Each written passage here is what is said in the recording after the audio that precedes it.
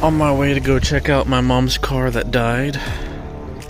Seems like an alternator issue when we were there, so just to verify, I'm grabbing a digital multimeter. Also have an analog one in case I wanted to use it, because they're very useful and pretty cool. That one's really old, 1950s.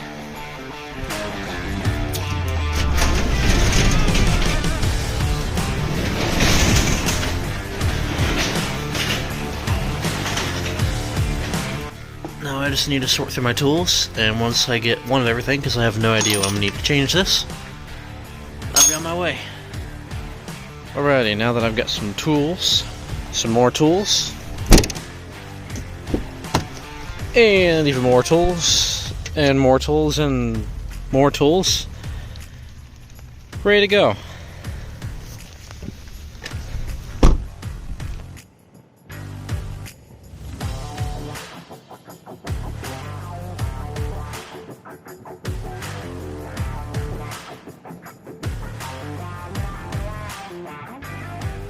So let's talk a little bit about what's happened up to this point. So my mom calls me earlier today, or she actually didn't call me, she left a message, and I saw it right as I was leaving work. So I pulled over, took a look at the message. It said my car is broken down, and basically she was stuck in a parking lot. So I went and picked her up and dropped her off at her house, her and my little brother. And once I got them dropped off, and it's been raining all day, headed back over to my house to get some tools. Now I've got all kinds of tools and multimeters, which are going to be very important. So all you're going to need to test your alternator is going to be a multimeter. I like my analog multimeter, it's name brand and whatnot, because it's better to have a cheap tool, or better to have an expensive tool, one that's high quality, even if it's older, compared to something that's newer and nice, but cheaper, because your cheaper tool isn't going to have very good quality. And even though I paid like 20 bucks for my older meter, it's much higher quality.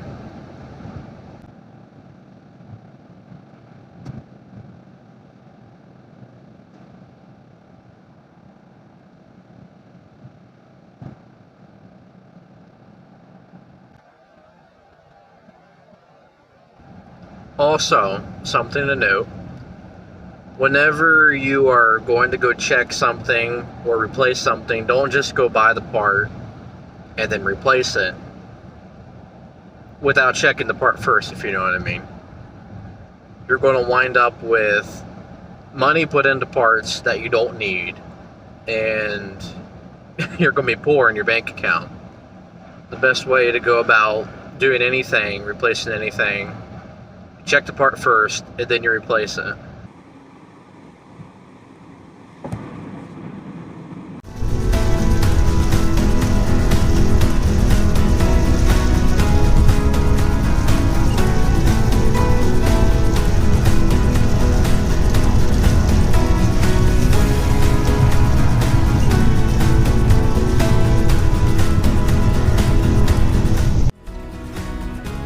So here we are. My mom's car is right over here in the parking lot of a very popular bank. Popular. And I cannot park straight. Here it is. 2001 Hyundai Elantra. Get the keys for the car.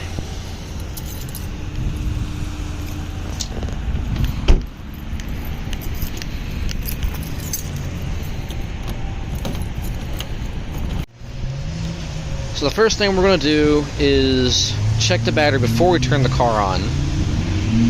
We do this because whenever you turn on to start the car, if it'll even start,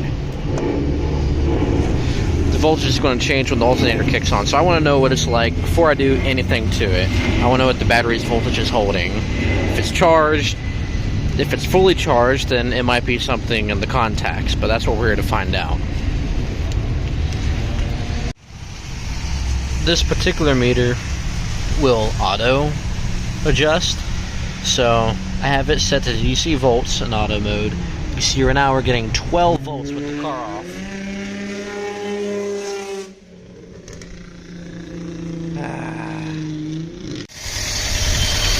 Now the car is started.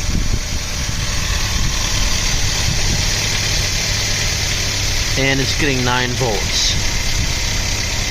The alternator should be turning, it should be getting about 13 volts. So that tells me that the alternator is not doing its job. It should be about 13 to 14 volts easily. So here's my older meter. It's a Simpson. And this one is like a lot of the cheaper meters you find nowadays, only in the fact that it has graduated ranges. And right now, in order to check a 12 volt range, I'm going to put it into 50 volts. Because if I put it in 10 volts, I'm not going to have enough if there's a full 12 volts charge in the battery. So, touch my probe over here. This one has 2 pinned probes. One of them's clipped because I don't have both probes. If you look here, you can see that it looks like it's a little bit above 10. I have to read the scale. This is a 50 volt scale, so it's on the bottom. 10, 20.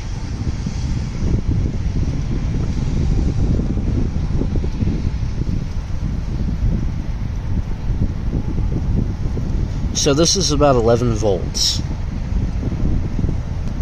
And that makes sense because we just started the car and the alternator is not doing its job. You do not need any sort of battery to operate them. There are no batteries in here right now. This is completely empty. And it uses the power of the actual power source, the battery or wherever you're measuring, to power the actual meter. It's really awesome. As you can tell, it's getting dark out, so the camera's getting really grainy. Now, that battery actually came out of, obviously, a used battery lot, but not only that, it came out of a junkyard. It was reconditioned at some point by someone, hence the used sticker. So maybe it just wasn't bad, or maybe the manufacturer actually did do something to it whenever they dropped off the battery. I don't know. But a lot of times batteries like that get written off whenever you find them at a junkyard because it says used on it. Well, as you can see, that battery was perfectly fine. There wasn't anything wrong with it. And that battery's been in the car for a couple of years, and it's still doing a great job.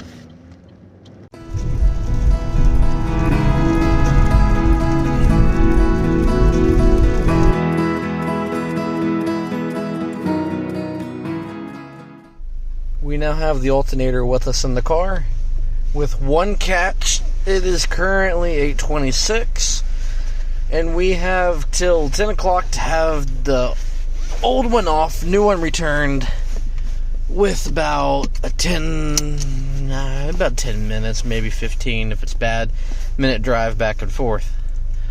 So we got about an hour probably to do the job. Should be ample time.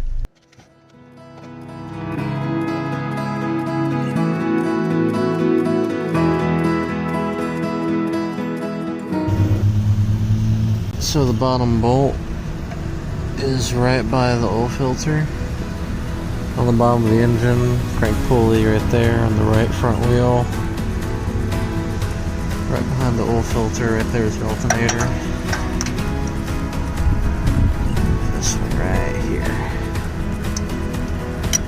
This is the bolt you want to take off on the bottom of the car.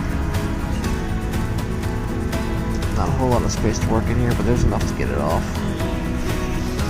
There is a clear difference between where my back was laid and the asphalt around it, because my back, my coat, despite being water resistant, has soaked up lots of that water. So now I have a nice dry spot to put my knee where my back is wet, but not my back, just my coat. But my back might be wet, who knows. If you come to the other side on the wheel well, This is the passenger side wheel well. After you've taken off that bolt, there's a little square head on the other side that locks into place. You have to knock that all the way through before you start tightening the nut in the new part. So we'll pull that out, just kind of wiggle it back and forth. And make sure you don't lose any of your bolts. Make sure you keep them all in the same place.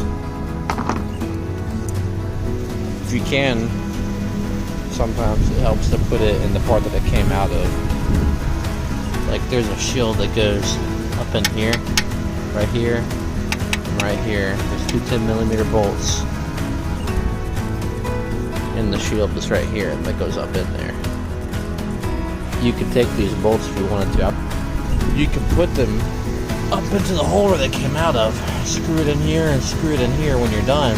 So whenever you're ready to put the shield back on, you just unscrew those two bolts, put it in, and you never lose them. On top, there's a bolt that goes through here into this slotted piece of metal. Sits like that. There's a bolt that goes through there, and then you tighten this bolt where my thumb is to adjust the tension on the pulley. And there's a plug back here, then another one back here. Okay. This plug has a little prong, little piece you push in. Here we go. A little bit of pulling with one hand and pushing and pulling with the other hand. Let me get that loose. Now I need to take off this nut. Should be a 12mm.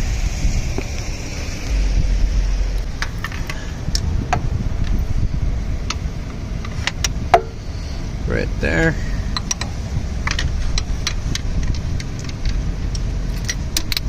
Oh, got some sparkles there. Should probably disconnect the battery cable first. You just loosen the side until it's not tight anymore. Just gotta pop that right off, just like that. There's a little collet in the bottom. You can see parts of it there. It squashes and tightens down whenever you tighten the top bolt. It's a very interesting setup, really.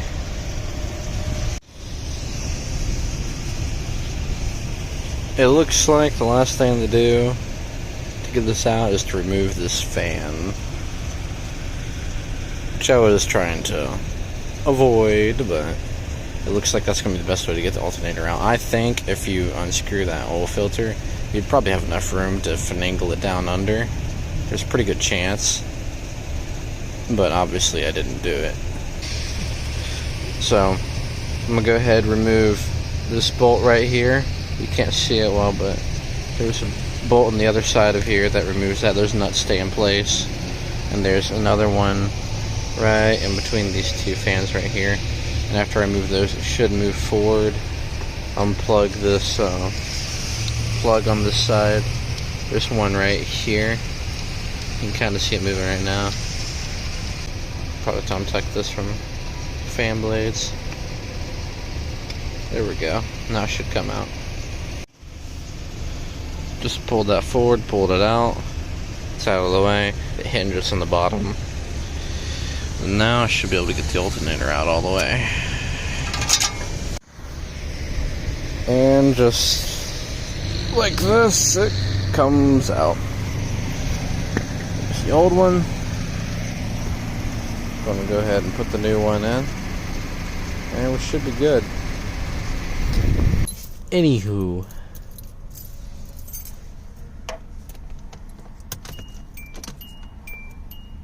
Alright.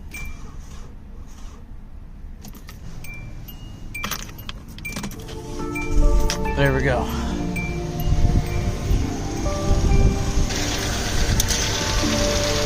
And let's take a look at it. 14 volts. So we got about an hour probably to do the job. Should be ample time.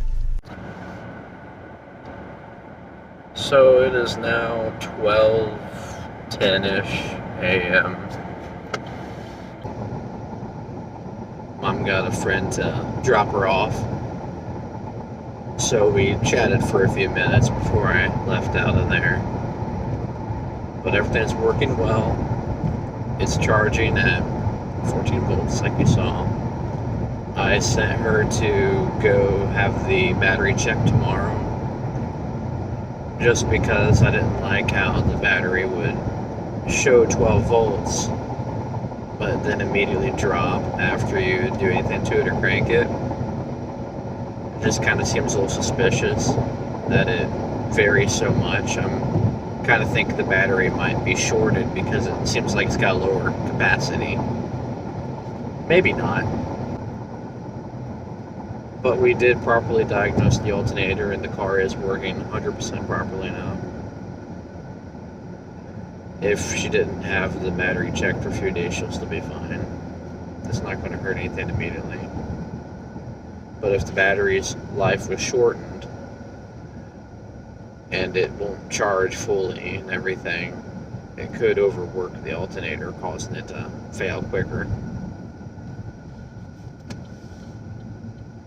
It took a little bit longer because I needed to go home and grab an extra long cheater bar because the lug nuts were too tight.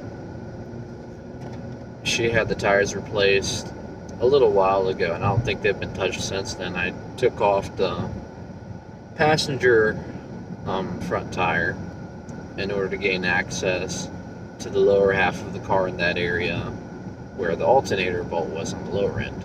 Just that one bolt. Only one bolt.